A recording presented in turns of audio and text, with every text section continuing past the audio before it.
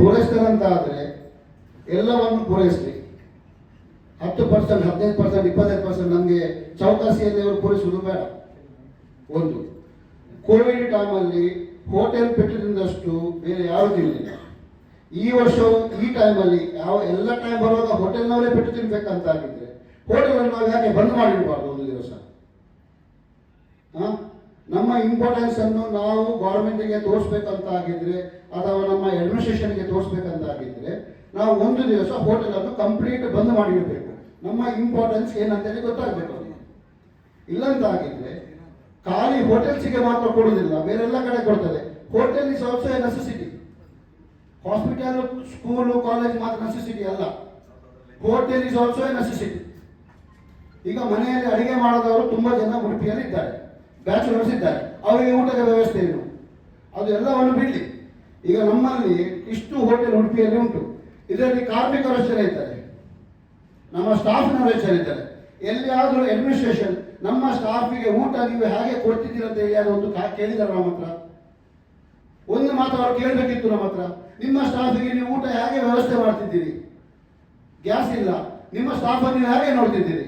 ಅದೇ ಒಂದು ಸ್ಟಾಫಿಗೆ 5 ದಿವಸ ಸಂಬಳ ರೇಟ್ ಆಗಿಕೊಂಡೆ ಲೇಬರ್ ಇನ್ಸ್ಪೆಕ್ಟರ್ ಬರ್ತಾರೆ, ಈಗ ಬರಲಿ ಅವರು ನಿಮ್ಮ ಸ್ಟಾಫಿಗೆ ಊಟ ಹೇಗೆ ಕೊಡ್ತಿದ್ದೀರಿ ಅಂತ ಕೇಳಿ ನಮ್ಮ ಹತ್ರ, ನಾವು ಅವ್ರಿಗೆ ಉತ್ತರ ಮಾಡಿಕೊಡ್ತೇವೆ. ಇದನ್ನು ಪೂರೈಸ್ತೀವಿ. ಫಸ್ಟ್ 25% ಚೌಕಾಸಿ ಪ್ರಕಾರ ಗ್ಯಾಸನ್ನು ಕೊಟ್ಟು ನೀವು 25% ತಗೊಳ್ಳಿ, ಯಾವ ಥರ ನಾವು ಅದನ್ನು ಯೂಸ್ ಮಾಡೋದು? ನಾವು ಇದಕ್ಕೆ ಒಂದು ನಮಗೊಂದು ಕರೆಕ್ಟಾಗಿ ಒಂದು ವ್ಯವಸ್ಥೆಯನ್ನು ಕರೆಕ್ಟಾಗಿ ಮಾಡಿಕೊಡಿ. ಇಲ್ಲ ಅಂತ ಆದರೆ ನಾನು ನಮ್ಮ ಅಸೋಸಿಯೇಷನ್ ಹತ್ರ ಒಂದು ರಿಕ್ವೆಸ್ಟ್ ಮಾಡೋದು, ಒಂದು ದಿವಸ ನಾವು ಇಡೀ ಹೋಟೆಲನ್ನು ಬಂದ್ ಮಾಡುವ ಉಡುಪಿಯಲ್ಲಿ. ಯಾಕೆ ಆಗೋದಿಲ್ಲ ನೋಡುವ, ಕಂಪ್ಲೀಟ್ ಒಂದು ದಿವಸ ಬಂದ್ ಮಾಡುವ.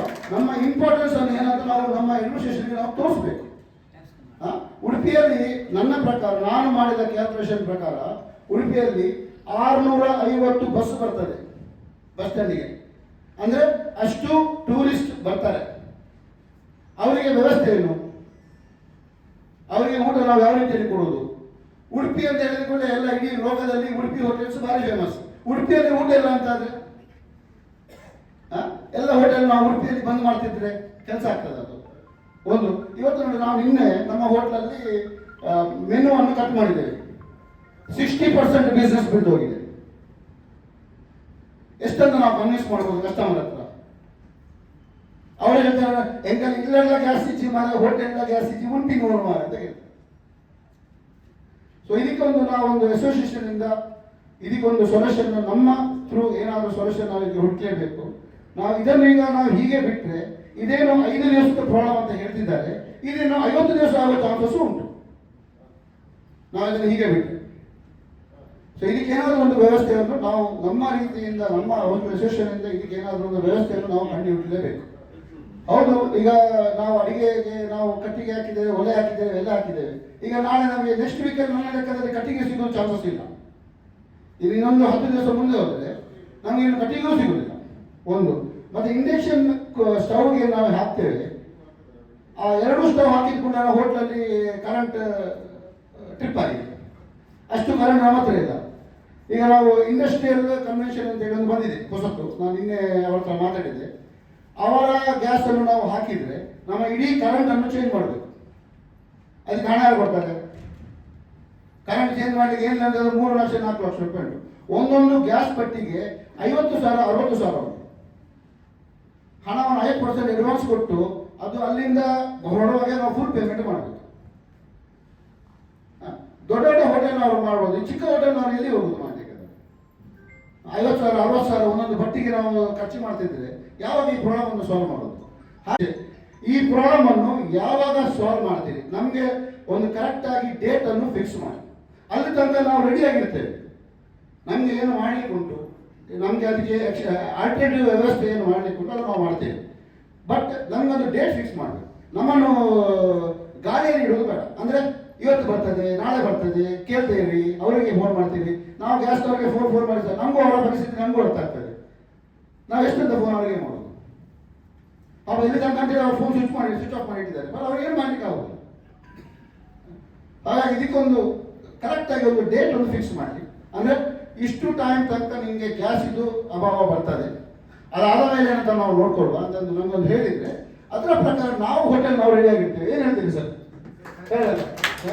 ಅದರ ಪ್ರಕಾರ ನಾವು ರೆಡಿ ಆಗಿರ್ತೀವಿ. ಅಲ್ಲಿ ತನಕ ನಾವು ಅದನ್ನು ನಮಗೆ ಕಟ್ಟಿಗೆ ಬೇಕಾ, ಏನು ಬೇಕು, ನಾವು ಸ್ವಲ್ಪ ಕೈಕಾಲು ಒದ್ದಾಡಿ ಏನಾದರೂ ಮಾಡಿ ವ್ಯವಸ್ಥೆ ಮಾಡಿ, ಕಟ್ಟಿಗೆ ಬೇಕಾ, ಗ್ಯಾಸ್ ಬೇಕಾ, ನಮ್ಮ ವ್ಯವಸ್ಥೆ ಮಾಡಿ ನಾವು ಇಟ್ಕೊಡ್ತೇವೆ. ಒಂದು ಆ ಟೈಮ್ ಒಂದು ಫಿಕ್ಸ್ ಮಾಡಿ ಗೌರ್ಮೆಂಟ್ ನಮಗೆ ಏನಂತಂದ್ರೆ ಇಷ್ಟು ಟೈಮ್ ತನಕ ನೀವು ಅಡ್ಜಸ್ಟ್ ಮಾಡಿ, ಆಮೇಲೆ ನಾವು ನಿಮಗೆ 100% ಸಪ್ಲೈ ಕೊಡ್ತೇವೆ ಅಂತ.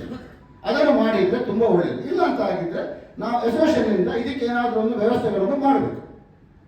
ನನ್ನ ಮಾತನ್ನು ಮುಗಿಸ್ತೇನೆ. ನಮ್ಮ ಬಗ್ಗೆ ಏನು, ಹೋಟೆಲ್ನವರ ಬಗ್ಗೆ, ಇದರ ಬಗ್ಗೆ ಅವಾಗ ನಾವು ಬಂದ ಅವ್ರ ಲೆಟರ್ ಬಗ್ಗೆ ಓದಿದಾಗೆ ಹೋಟೆಲ್ನವರಿಗೆ 25% ಕೊಡಬಹುದು ಅಂತ ನಮ್ಮಲ್ಲಿ ಕೊಟ್ಟಿದ್ದ ಸರ್ಕಾರದ ಆರ್ಡರ್ ಲೆಟರ್ ಬಂದಿದೆ ಅಂತೇಳಿ 25% ಕೊಟ್ಟು ನಾವು ಏನು ಮಾಡಬೇಕು ಮೇಡಮ್?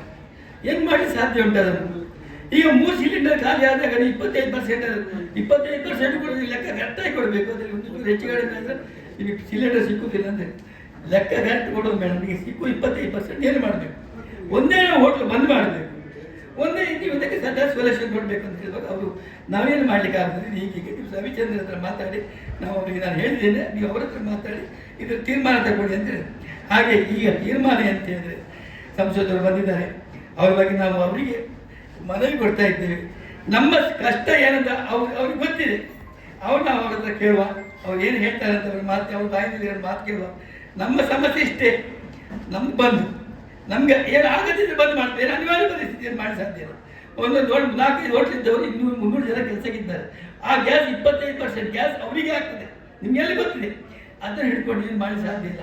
ಇದಕ್ಕೆ ಏನಾದರೂ ಒಂದು ತೀರ್ಮಾನ ನಮ್ಮ ಸಂಸದ ಸರಿಯಾದ ಒಂದು ನಮಗೆ ತೀರ್ಮಾನ ಕೊಡ್ತಾರೆ ಅಂತ ಹೇಳಿ ನಂಬಿಕೆ.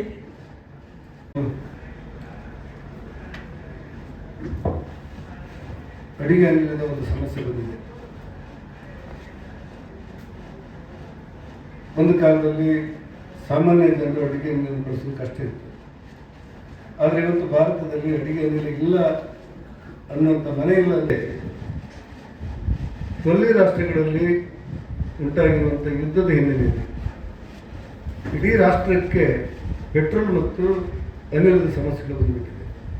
ಅಡಿಗೆ ಅನಿಲ ಸೇರಿದಂತೆ ಕಮರ್ಷಿಯಲ್ ಗ್ಯಾಸಿಗೆ ಕೂಡ ಅದೇ ಸಮಸ್ಯೆ ಇಡೀ ರಾಷ್ಟ್ರಕ್ಕೆ ಮಾತ್ರ ಅಲ್ಲ, ಇಡೀ ಜಗತ್ತಿಗೆ ಬಂದಿರುತ್ತೆ. ಹಾಗಾಗಿ ಇದನ್ನು ನಿನ್ನೆ ಪ್ರಧಾನಮಂತ್ರಿಯವರು ಮತ್ತು ನಮ್ಮ ಪೆಟ್ರೋಲಿಯಂ ಮಂತ್ರಿಯವರು ಪುರಿಯವರು ಒಂದು ಸ್ವಯಂ ಹೇಳಿಕೆಯನ್ನು ಕೊಟ್ಟು ಒಂದು ವಾರದಲ್ಲಿ ಹೆಚ್ಚು ಕಡಿಮೆ ಇದು ಸರಿಯಾಗುತ್ತೆ, ಒಂದು ರೀತಿಯಲ್ಲಿ ಯುದ್ಧ ತಿಳಿಯಾಗ್ತದೆ. ಮತ್ತು ಭಾರತದ ನಾಯಕತ್ವ ಹೊಂದಿರುವಂಥ ನರೇಂದ್ರ ಮೋದಿ ಅವರು ಅನಿಲವನ್ನು ಬೇರೆ ರೂಪದಲ್ಲಾದರೂ ತರಿಸಲಿಕ್ಕೆ, ಬೇರೆ ಮಾರ್ಗದಲ್ಲಾದರೂ ತರಿಸಲಿಕ್ಕೆ ಬೇಕಾದಂಥ ಯೋಜನೆ ನೀತಿ ರೂಪಿಸಿದ್ದಾರೆ ಅಂತ ಹೇಳಿಕೆಯನ್ನು ಕೊಟ್ಟಿದ್ದಾರೆ. ನಾನು ಜಿಲ್ಲಾಧಿಕಾರಿಗಳ ಜೊತೆಯೂ ಮಾತಾಡಿದೆ ಮತ್ತು ಇಲ್ಲಿರುವಂಥ ಆರು ಇಲಾಖೆಯವ್ರ ಜೊತೆಯೂ ಮಾತಾಡಿದೆ. ಸರ್ 12 ದಿವಸ ಸ್ವಲ್ಪ ಹೆಚ್ಚು ಕಡಿಮೆ ಆಗುತ್ತೆ ಮತ್ತು ಸರಾಗವಾಗುತ್ತೆ ಅಂತ ಹೇಳಿರ್ತಾರೆ.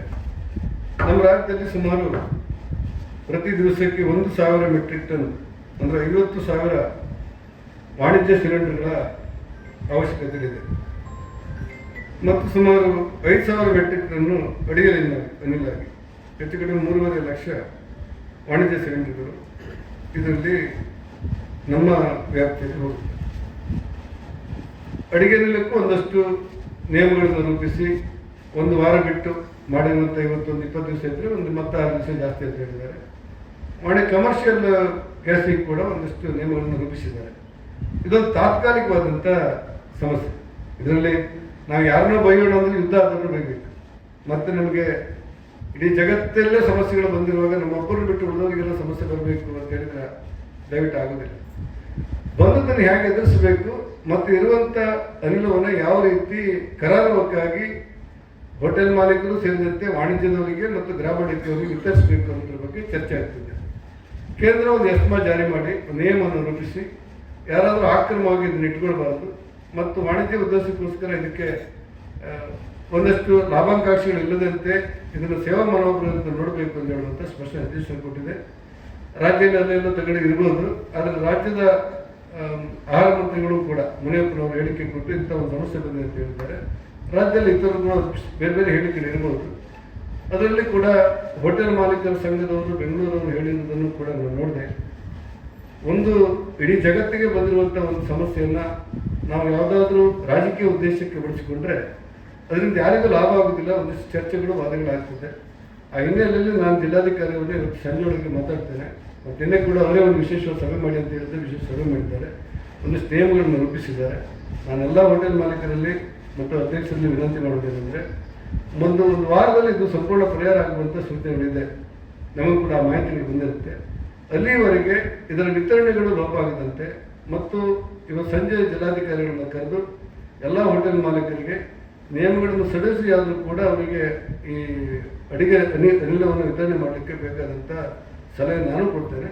ಅದ್ರ ಮಧ್ಯೆ ಒಂದು ಸಮಸ್ಯೆಗಳು ಬರಬಹುದು, ನಾವೆಲ್ಲ ಒಟ್ಟಾಗಿ ಎದುರಿಸೋಣ. ಇಡೀ ಜಗತ್ತಿಗೆ ಸಮಸ್ಯೆಗಳು ಬಂದಿರುವಾಗ ಇದನ್ನು